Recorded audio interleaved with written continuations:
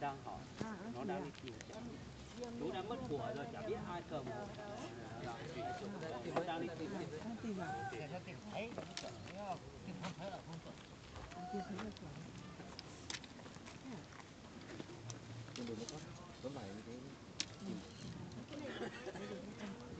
có chơi mưa tỏ cho ăn hắn nó tỏ cú lụ cháu ăn có chơi chơi hay nhủ hắn nó tỏ mưa ó đây ở cầm tiền mày cầm tiền ra rồi không có đâu chim của mình chết nói sao chứ nó không đi mà ham nó lỗ nhớ mà ham nó cá tao to cũng này mình tao mới lỗ tôi có lấy đéo đâu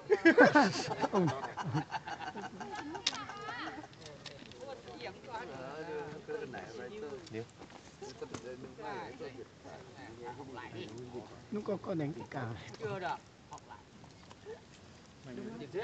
mình phải làm cái lò món tên làm to ham nó lỗ như nào mình lỗ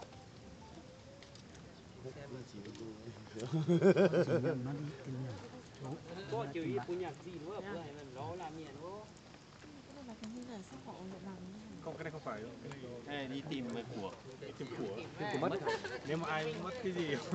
nó có thể đi lại tìm lâu lâu tí đấy. Tìm của. Nên là cũng để tìm của. Ông chủ nó mất của rồi.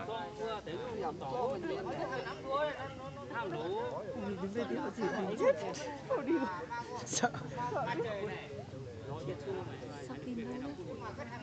cho nó bảo là có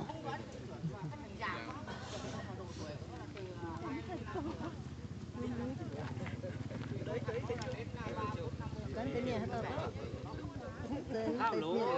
cá tàu to quá dưa rót này quá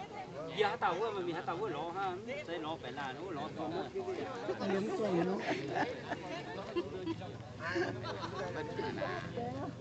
cái lỗ mà người ta thì mình đâu cũng lỗ mà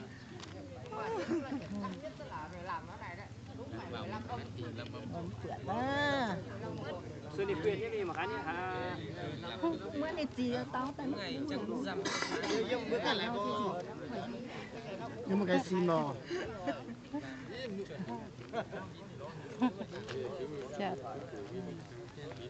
bây giờ hái mà hiểu xưa đi khuyên hoặc là mình khác mình làm mất mất thật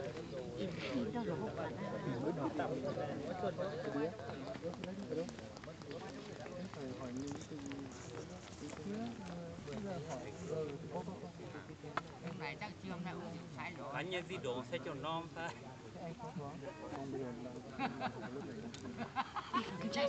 à